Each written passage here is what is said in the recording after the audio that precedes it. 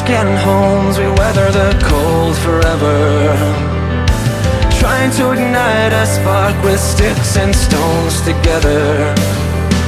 Never having much luck, we just seem to be stuck. Hello everybody, welcome back to the Robot Wars review show with me, CJM.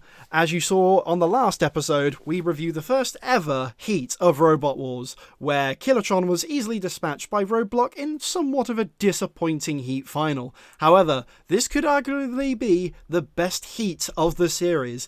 This is Heat B. And I'm not alone in this one. I am joined by a longtime friend of mine. I've known him for 11 years now.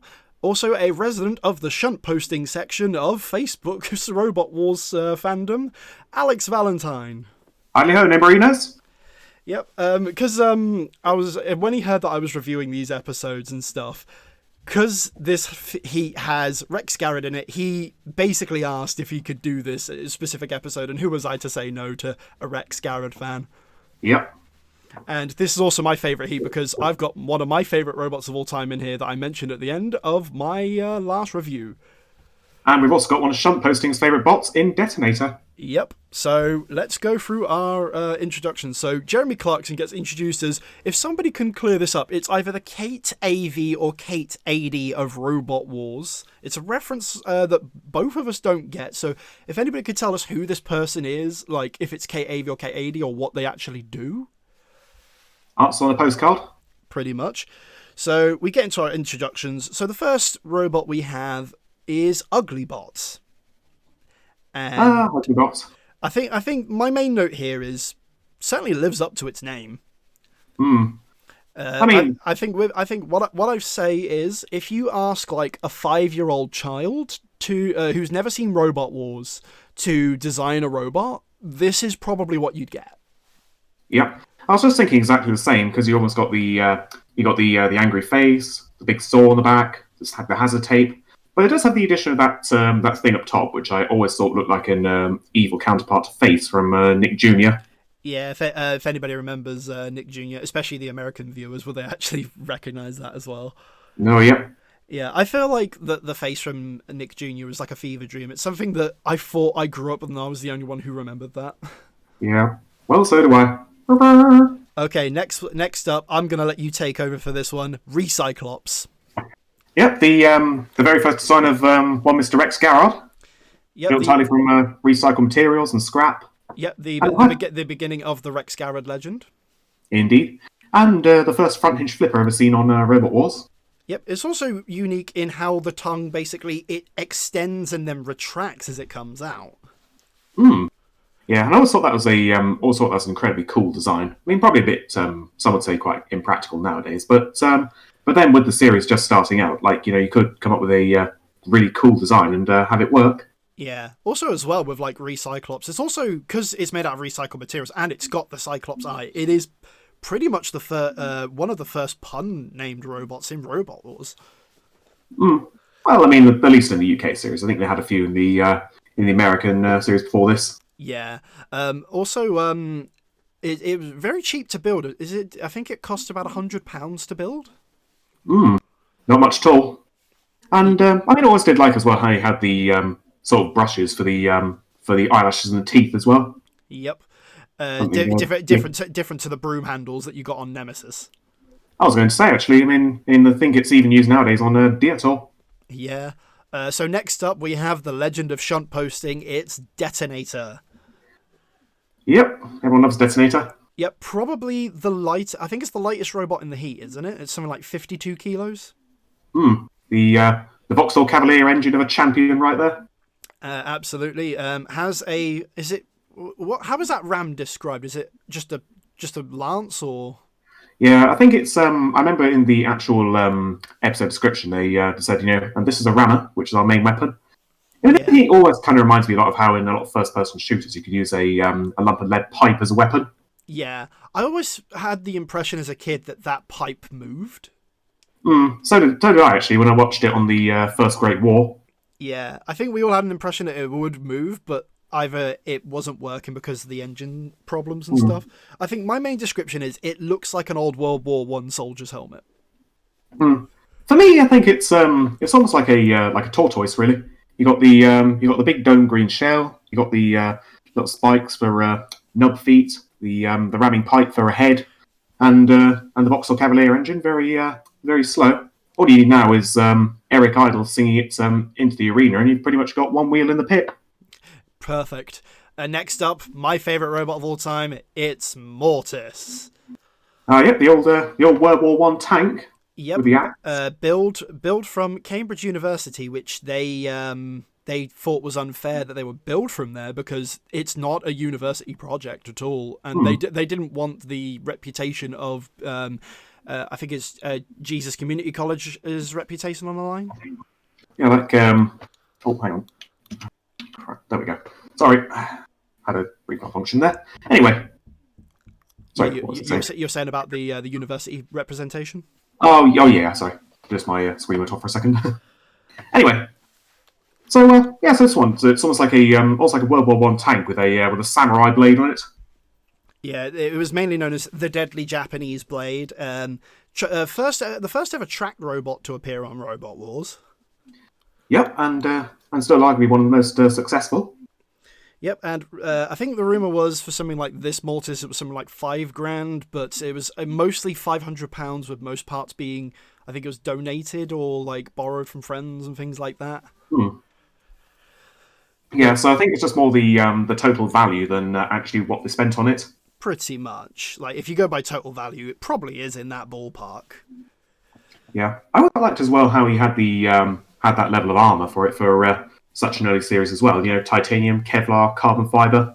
Yeah, this is probably one of the first kind of robots that, like, most of the other robots are kind of, in a way, almost game showish. This seems like the first robot that looked like it was made for proper competition. Like, this is a serious robot. Like, literally coming in, it means business. Yeah, so, because even, like, the producers loved Mortis. And who could want them? A bit of trivia. Before this, they had a Latin name for Mortis, but one of the producers spoke enough Latin, so the name had to be changed. The original name roughly translates as "motherfucking bastard." Perfect. I think I've got the original name somewhere here if I can find it. It's something. It's Oedipus something. Here, Natrum Stupri Spurious. Okay, well, it was completely off from what I thought it was. Well, I think I just saved it on an old post somewhere. Fair enough. And last to appear is Leebot, weighing in at 69, nice, kilograms in weight. Which I think it's the penultimate one. No, I think this is the last one. Oh yeah, we got one more. Sorry, I messed up, but we'll bring up the other one. I kind of skipped over it a little bit, but you won't be too thinking. Yeah, but we have the lance and the cutting disc that's on the back. I think the one thing I've noticed is it looks a lot like a metallic tombstone. Yeah, I mean, and I know that or more of a metallic coffin. I mean, I know that people often describe it as a wood louse, but thankfully I don't have any in my house that are like, you know, giant silver, have screw drills and ramming blades to cut and slice. And finally, Scrapper. Scrapper is, I think, in a way, it's a good robot, I think. Yeah, I mean, it was a pretty good little machine, actually. It had the nice assortment of saw blades, had the flashing eyes. I mean, wasn't fast, but made up for it in speed. Yeah, that's in my notes, because JP really flubs his lines in that one. It's probably the first time we've seen Jonathan Pierce botch like something at that point. Yeah. Anywho, I mean, apart from all the countless mentions of armament. Okay, so there's our robots, and now we move on to the gauntlet. So Shunt takes Dead Metal's place in the gauntlet, a wise decision given how awful Dead Metal was last time out. He did nothing in the gauntlet last time. Yeah, Dead Metal is beaten. Again, and again, and again. And again. Even gets wedged by Grunt. So moving on, we've got our first robot to go out to the gauntlet is Leebot. So Leebot takes the ramp. It struggles up the ramp on the first one till running into Sergeant Bash, which sets its flames out, and then smoke billows out. However, Leebot lifts out its lance, and on the end of a lance is a little fan that deflects the smoke away from the robot, and then gets around Matilda and comfortably makes it to the end zone. Yeah, I always thought that was incredibly clever, actually, because because I know they with the smoky ramp. I mean, Shogun fell victim to that last time, and they didn't with the addition of a little fan blowing away the smoke, and then they could nip around. Because, like, it's the first time, I think, in years I've seen Leebots run, so I forgot they had the fan for this one. I actually forgot they completed the course, so well done to them. Indeed, fans for the memories. Yep, and next up, Scrapper takes to the gauntlet next. It takes a long run up for the first seesaw ramp. Struggles to get up, really, before Shunt comes in to try and have a pop at them. But then decides to go for the maze and gets halfway through until Bash and Shunt basically just trap it.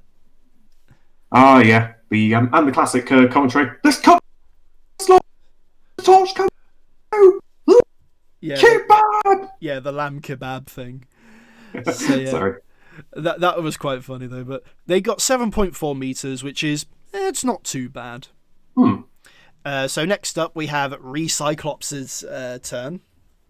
Yep. So the one thing I note for this one is a little struggle at first when it goes into the dead zone. Has a scuffle with Bash, but then Bash is right past Matilda all the way to the end zone. Yeah, I mean, definitely impressive power for a dome. Yep, and I think, if I remember correctly, Rex Garrett was a bit disappointed. He wanted to turn over one of the house robots on his way through. But this was kind of like the seeds planted for the whole Rex versus the house robots story. Yeah, and to be fair, you do see the tongue right at the end, really, when it shoots out, and then you see it flip up. Yeah, because I think Rex really wanted to like take out the house robots. He was definitely someone who built a really good competitive robot, but was more the showmanship than actually competing. So it's like performer versus technician, really. Yep. Next up, we have Detonator's run. This is it's pretty bad, I think. So because as soon as it gets out, it gets stuck on the turntable right from the beginning and can't move. Yeah, and I think the issues with power didn't help much either. Yeah, I think it was probably a good idea that they got rid of the turntable in Series 2, because apparently that caused a lot of problems for a lot of robots. Yeah, as we'll see in a few minutes. Yeah, so it got stuck on the railings. Shunt and Bash basically free Detonator from the railings. But they managed to they turned around, but then they got shunted onto another railing. But right before cease, they managed to get a short burst and just go as quickly as they could. And they managed to make it to 7 meters. Yeah, so just about enough, which is good. Yep. And if anything, like I suppose with how determined they were, it was quite good to see. Yep. So with this one, next up is Mortis. So Rob Knight at the helm for this round, because in between each round of this competition for Series 1, the driving would swap between Rob Knight and other team member Chris Thorsby. Yep. So the description that Jonathan Pierce gives Mortis is very hard, very fast, very confident. Yep, very confident.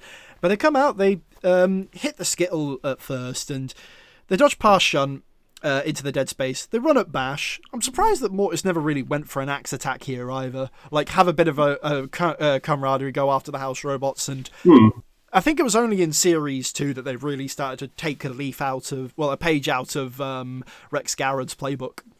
Yeah, or I think did Kilotron's heat come before? No, wait, that was after, wasn't it? Yeah, Kilotron was the one. That's one that I'm looking forward to, the one in Series 2, because Kilotron that's my favourite gauntlet run of all time. Yeah. Actually, fair. I think they both gave the housebots proper smack around. Yep, so Shunt then hits Mortis with its axe, and as much crap as I give Shunt's axe in this series, it manages to actually trap and pin Mortis down. Yeah, it looked like, I think from looking, it seemed to get hooked on a bolt or something, and it couldn't actually move after that. Yeah, this was one of the few instances of the house robots being dicks. Because they literally spend about a whole minute trapped under that axe, and they never let them get a chance to move. Yeah, just completely boxing them in. Yeah, and Rob Knight is openly shouting, "Let me out, let me out." We're not going to let you go anywhere. We don't have to. And then cease is called, and I think very unfairly, the crowd boo Mortis for this.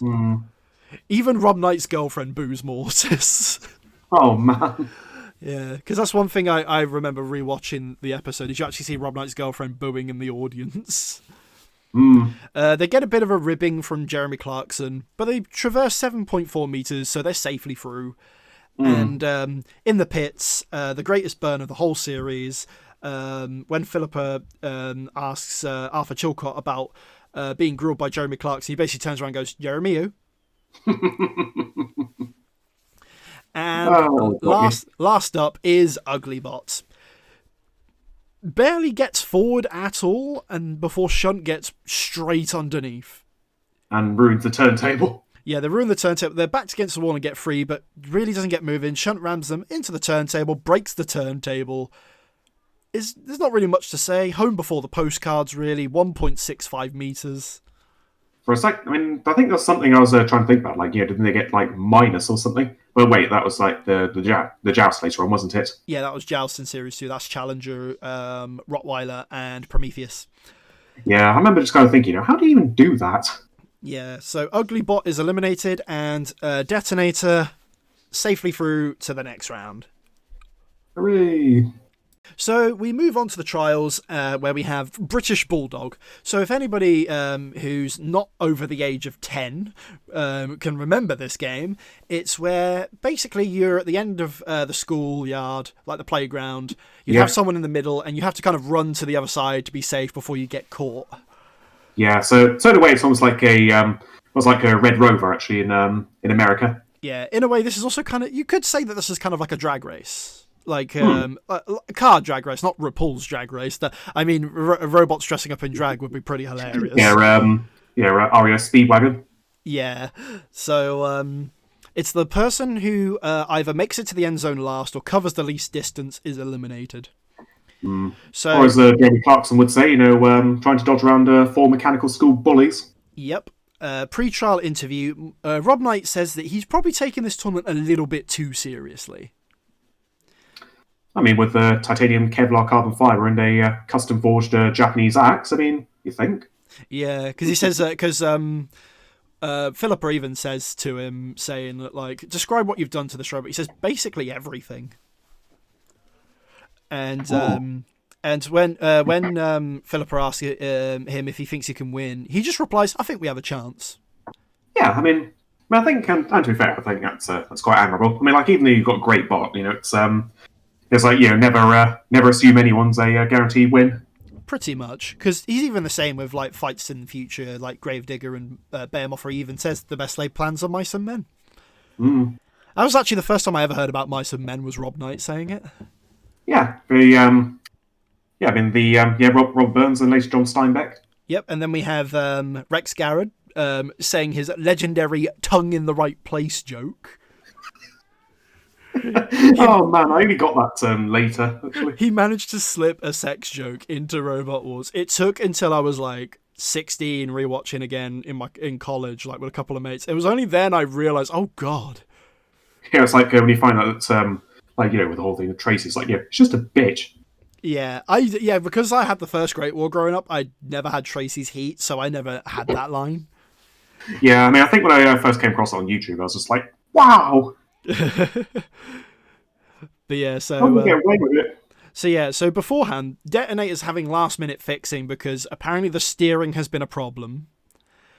So they're trying to modify it so it can steer to the left properly, so it can actually work. Because I know they had like a quite interesting system, didn't they? Which is like, because I know they had the engine sort of going forwards, and they had a set of motors for going backwards, didn't they? Yeah, but they had problems with turning. So we actually go down to the arena for the British Bulldog, and Mortis this time is driven by Chris Salisbury. Yeah. And this is one of Chris Salisbury's finer driving moments, because as they start off, they drive forwards and they get towards the kind of like the pyramids and like the halfway point. And as everybody else is clattered with the house robots, Mortis slips through and just bashes straight into the end zone. They're through. Oh, yeah. Oh, whoa! Yep, they went right through.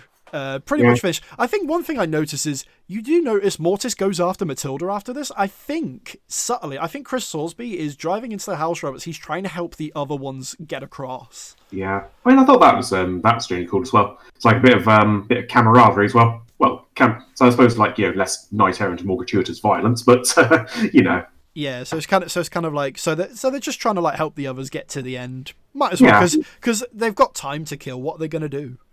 Yeah, I mean, totally. Like in that circumstance, I totally go after a housebot as well. Yeah. So you can see Detonator still struggling. It's turning to the left, or is it? Well, actually, it's turning to the right, I think. And the batteries apparently weren't charged. We'll get into that one a little bit later. Well, it's like they fixed the turning, but sadly, that's literally all they fixed. Yeah, and then you have David Crosby has had enough. He's gone.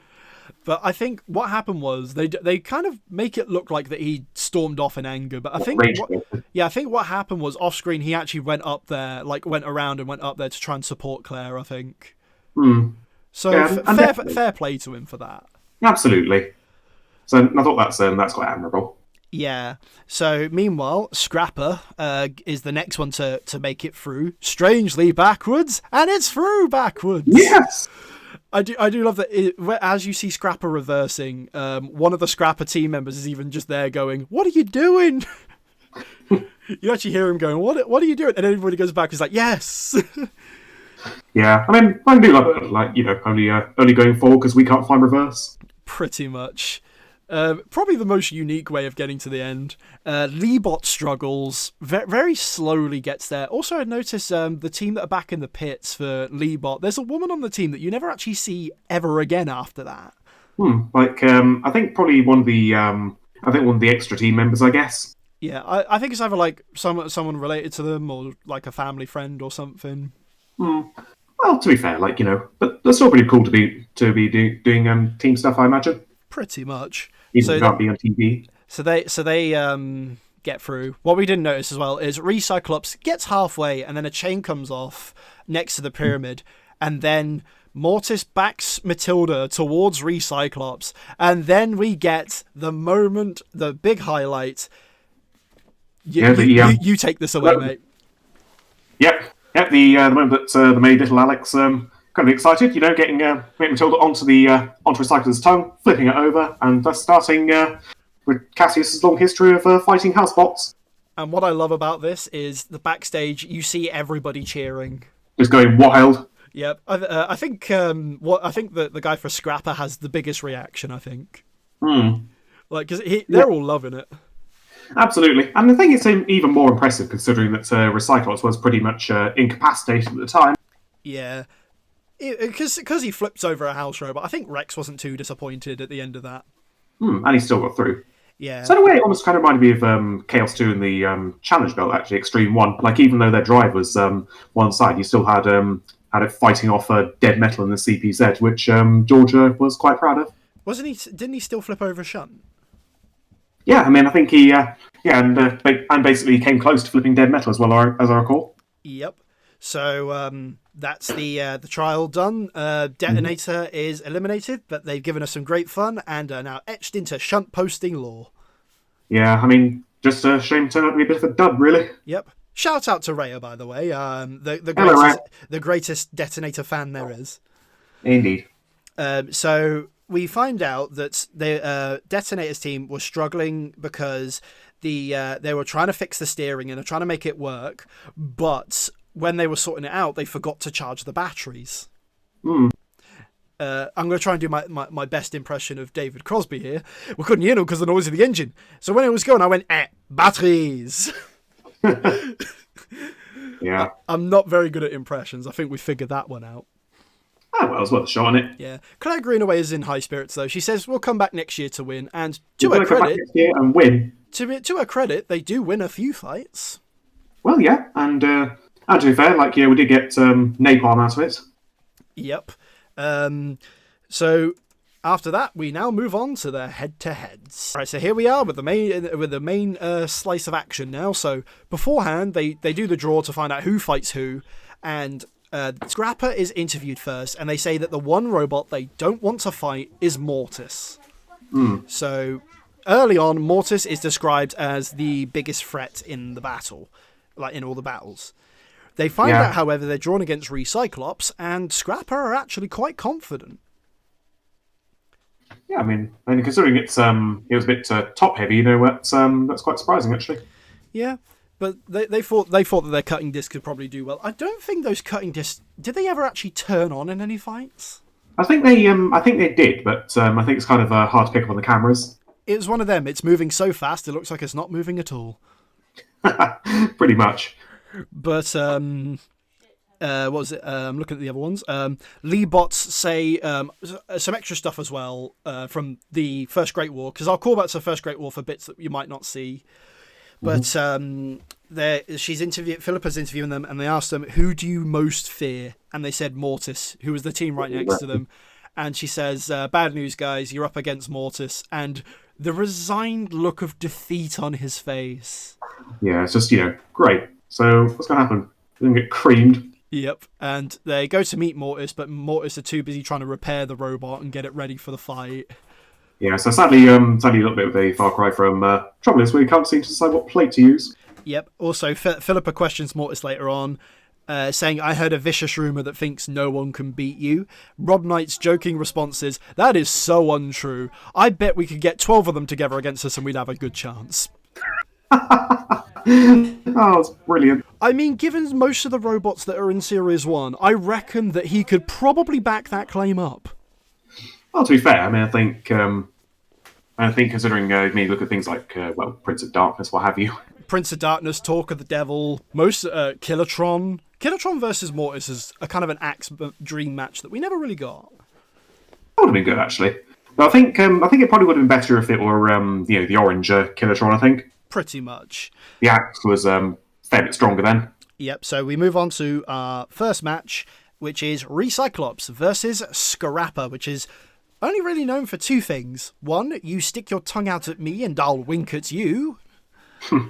It's one of the first kind of early famous lines of JP. Yep. They're basically just dancing around each other. Scrapper spins around, dodges away, but turns side on and gets toppled over by Recyclops, not even with the tongue coming out and flipping them, just driving right into them. And as I think the tongue did come out slightly, but it didn't actually flip up. Yeah. I think it was a case of too little too late for the flipper, but it doesn't matter. But at the same time, we get the famous quote, "Don't go broadside on, you shouldn't have done that." Broadside and the tongue came out. Yep. After the match, Rex says he wish he had a longer fight. He wish he could have gone a bit longer. Scrapper, however, they're not too disappointed. They're in high spirits because Philippa asks what happened, and they said, "Oh, he just tipped a screw over. It was great to watch." And to be fair, I mean, we do get to see more of Scrapper later, considering the chassis ended up being reused for GBH in Series 2. Yep, where you could argue they got even funnier. And plus, it also helps as well to have that really good lifting ram as well. Yep. Recyclops took a bit of damage, but as Mr. Rex Garrett says, nothing you can't put right with a big hammer. Bang. And gets ready for it. So next up, we have the fight that got Razor into Robot Wars. And probably one of the most violent of Series 1. Yep, it's Mortis versus Leebot. This time, Rob Knight is at the controls. So at first, they kind of slowly size each other up. Leebot's lance just pops out to say hello to Mortis. It looks pitiful in comparison. Even as Jonathan Pierce says, he goes, "That's not much of a weapon, is it?" "Oh, but that is." "Look at that Japanese blade thrusting down! Leebot! Pepperpot! You can pull Pepper out of that Leebot machine now! Look at the holes!" Yep. At one point, because my mum actually, that's one of the few quotes from Robot Wars history my mum will actually say to me. I was going to say for a joke at one point, like she could just run in and just shout it or something like that, but oh well, the opportunity's gone, but no worries, we could probably bring it up in a future episode. Oh, here she is. Well, do you want to say it, Mum? What, Leebop, Pepperpot? You can get Pepper at that Leebop machine. Hey, there we go. But yeah, so as we're saying, Mortis drops off for another charge, but gets dangerously close to the CPZ, but Leebot pushes Mortis as Mortis looks like he's going to get away. Goes into the CPZ, nothing really happens. The House Robot seems to be a bit asleep for this one. Yeah, and then to be fair, I think then you have Mortis getting underneath Leebot from behind. And then a nice drive, turns around, reverses, flips Leebot over. Can they flip it? If they can flip it, it's all over. And it is all over. In fact, I think it's one of the biggest, overkills in a way, actually, because so not only do you have it being bashed with the axe, then it's flipped over, and then it gets pushed onto a grill. So it's like a triple kill pretty much there. Yeah, it's also during this fight I realised that Mortis actually has a spike on the back. Like, he does use it in the Heat final, because he rams into Recyclops, but we'll cross that bridge when we get to it. But so far, this is probably the most dominating, probably the most entertaining battle of Robot Wars thus far. Yeah. I mean, it's one that appeared on all the montages in the video. Yep. And as the Razor team say, the first thing they ever saw was an advert of Robot Wars, and the first thing they saw was Mortis versus Leebot. And they even say in their video for Ultimate Warriors, they wish they could have had a match with Mortis. They had like a demo match at a live event, but there is pictures of it, but there's no footage, unfortunately. Yeah, I remember the picture from the wiki actually. Yeah, there are a few more pictures somewhere. I think it came from Kilohertz's website. Yeah, because I remember in that one Mortis didn't have any armor on. Yeah. In other words, the same condition it was in for that fantasy fight in the magazine. Yep, so Mortis picks up the win. However, it's not without its sacrifices.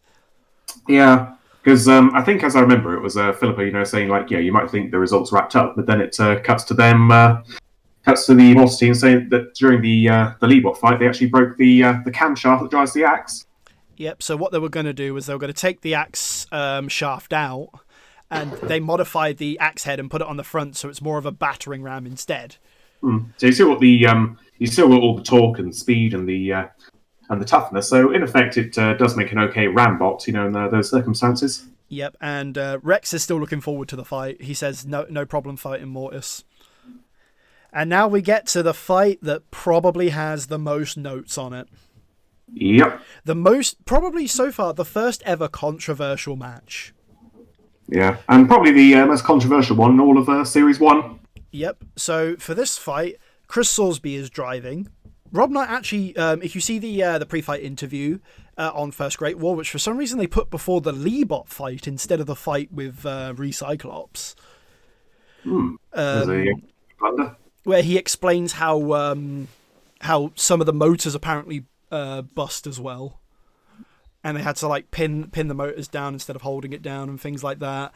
And like Rob apparently looked very nervous during this interview. He was nervously laughing and things like that. Yeah, so in a way, it's like almost pretty much an early moment of awesome for Mortis, but it didn't come without a heavy cost. Yeah. So we get on to the fight, Mortis versus Recyclops. So first of all, they just drive around, size each other up. Recyclops goes in for an attack, but Mortis dodges, and probably the only time in this fight that JP praises Mortis. Saying the judges will be impressed with the style of the dodging of the attack. Because Mortis follows up by using that spike that I mentioned that's on the back to ram into Recyclops, so he gets a bump in. And Mortis and Recyclops dance close to the CPZ. This Matilda gets her tusks into the side of Recyclops and pushes them.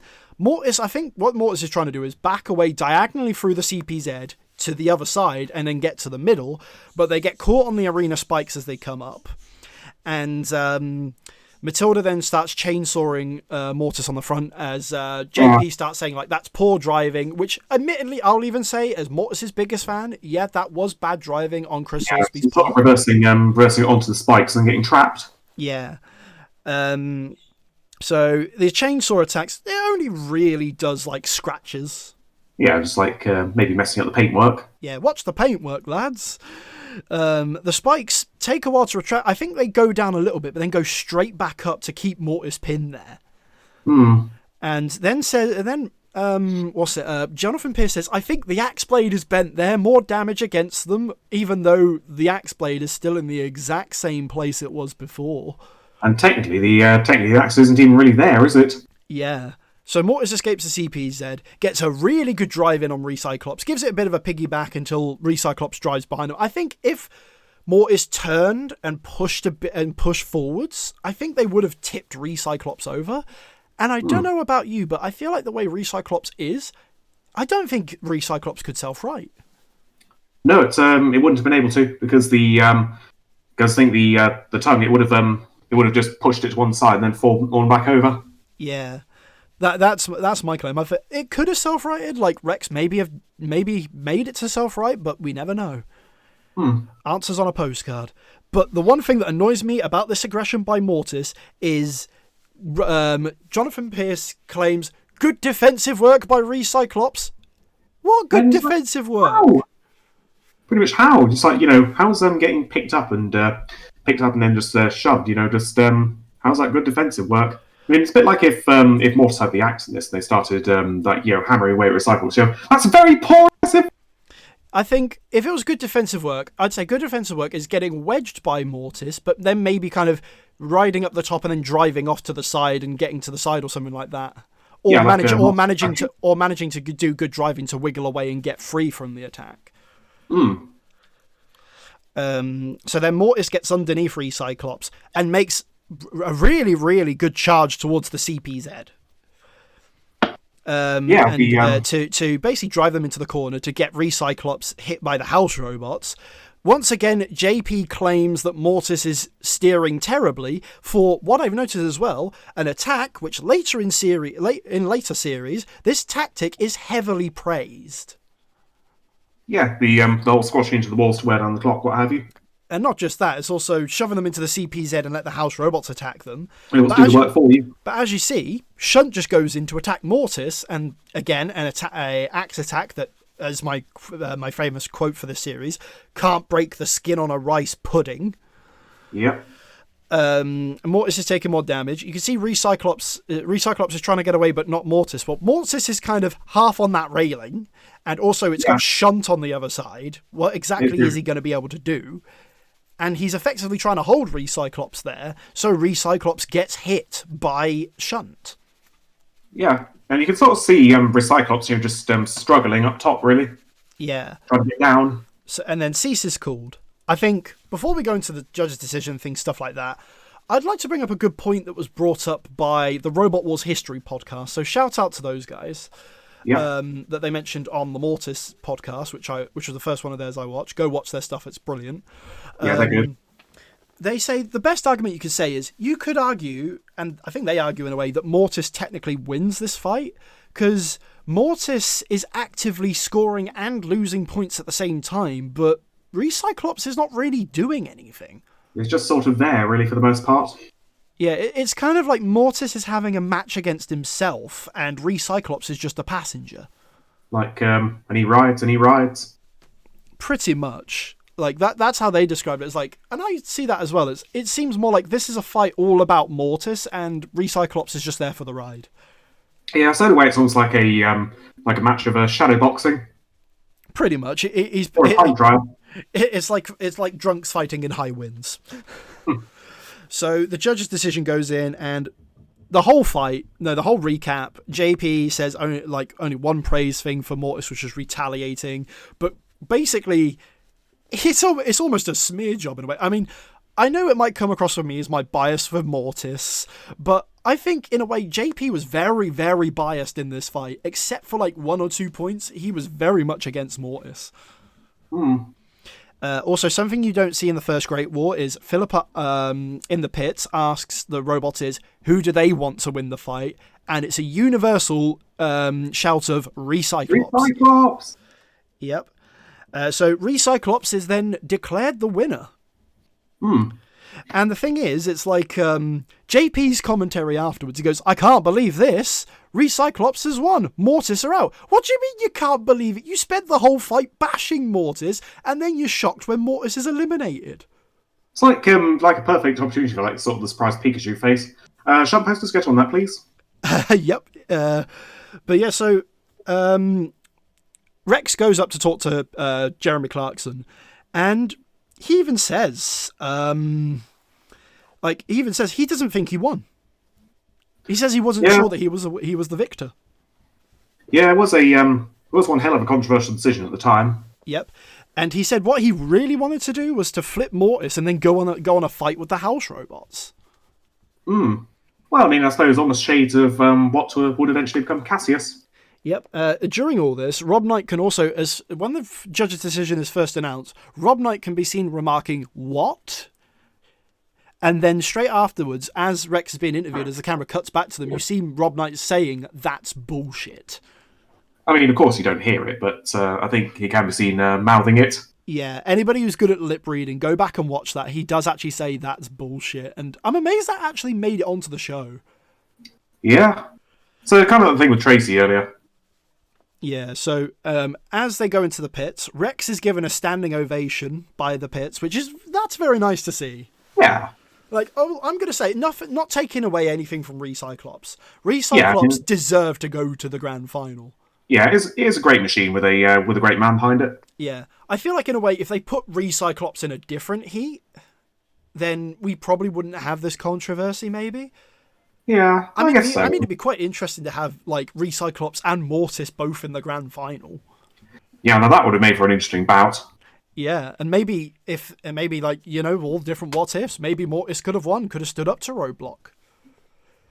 Yeah, I mean, but then I suppose it's kind of the talk for wherever they are in parallel dimensions, whatever. Yeah, maybe there is a parallel dimension where Mortis is a Robot Wars champion. Who knows? Probably even Behemoth as well. Yep, and Cassius. Plenty of others. Man, I like this future. Yeah, can we go there, please? Oh yeah, it's like it's like Jax Morgan made a good future in Act 3. Pretty much. Also, Chris Soulsby is unhappy afterwards, remarking basically they said they're not working, we were working, we had all the attacks, and we reckon Mortis should have won to close out the show. So in a way, they close out the show, they make Mortis look like a bit of sour grapes, but at the same time, you can see the sour grapes, but also they do have a valid argument. Yeah, considering that they were more aggressive and did get all the attacks in. Yeah, the bit that got cut out at the end there before was Rob Knight basically saying, we can have a rematch in the future. Rematch is fine by me, which is they have in a Judgment Day in Series 2, but that's a story for another time. So to wrap up this episode, what would you rate this episode out of 10? Well, I think considering it's like one of the definitely one of the better ones for my standards, I think I probably would give it a 7 or 8 out of 10 for those sort of standards, because you get some very good fights out of it, some very interesting bots, the introduction of several great characters like Rex Garrett, Random Violence Technologies, Dartford Girls Grammar. So a lot of debuts really, and I suppose to a lesser extent Lee Technical College. Yep, interesting trivia to note, because I've just remembered with all these robots. This has the highest success rate for robots that then came back for Series 2. Yeah, because 5 out of 6 of these robots came back. Yeah, and I think 1 made a grand final and 2 made semis. Yep. So, okay, so best robot overall for the heat for you? Well, I know it's probably going to be a bit predictable for me, but I'm going to be a bit controversial and say Recyclops. Yeah, you can argue that. That's fair enough, because Recyclops, I mean, other than the heat final, for me, I think they did really well. They did pretty great. For me, it's a toss-up between Recyclops and Mortis, because both of them were very, very impressive, but I think, in a way, what edges it for Recyclops to maybe get that argument was a more stronger gauntlet run.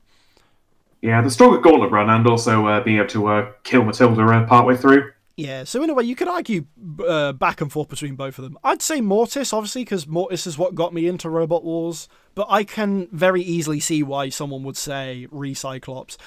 In a way, this heat was basically kind of a 2-horse race.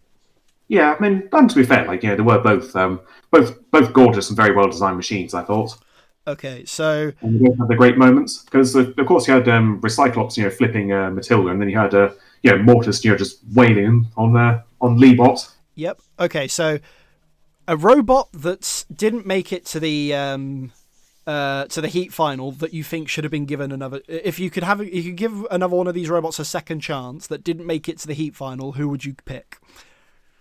Well, I mean, this might seem like a weird choice, but I think Detonator would have been interesting to see, like, you know, with it actually fully working, because throughout this point, you never really got the impression that it was able to get fully going. Yeah. Whereas later on, you could actually see it working, and it was actually pretty mobile, to be fair. So I think it could have done okay, you know. Yeah, I think I would have probably given Scrapper another chance. I'd like to see it get to the in a Heat final. I think for a Series 1 design, I think it's pretty good. Yeah, I mean, I think the only thing I would say against it is that it was a bit top heavy, whereas Detonator was a lot more difficult to flip due to the spikes and the lower more squat profile. But I think Scrapper was good, and if anything, its appearance next series did show that it had potential. Okay, so quick wrap up: your favourite Gauntlet run and your worst Gauntlet run of this episode. So I think probably the favourite Gauntlet run definitely had to be Leebot's. I think for the sheer cleverness of the fan. Yep, Leebot's my favourite one. Yep, and then I think for the least favourite one, I think it's and I think probably again it's probably going to have to be Detonator, seeing as I was like, no offence, but I think it was just mostly a whole lot of nothing really besides the run at the end. I mean, at least Uglybot had destroying the turntable. Yeah, to be fair, just Shun's going like. Yeah, so I agree with both of those. The trial, I'd say we could just we can't really argue on that one, but best fight of the episode. Yeah, well, I think my personal favourite had to be Mortis Leebot. I think just for being one of the most dominant ones across the whole series, really. Mortis Leebot, yeah, that's my favourite. But I also think as well, Mortis versus Recyclops, despite how controversial it is the best Heat final. Yeah, I mean of the whole series, I think. Yep. So with that said, we are going to wrap up here. So thank you for watching, everybody. We'll be moving on to Heat C in the future, where I'm joined by Andrew Mond, where we're going to see the highlights of the debut of the King of Robot Wars, George Francis. We meet the stuttering and spluttering Dreadnought, and what you see is what you get. Thank you for watching, everybody, and we'll see you in the next episode. See you around, fellas.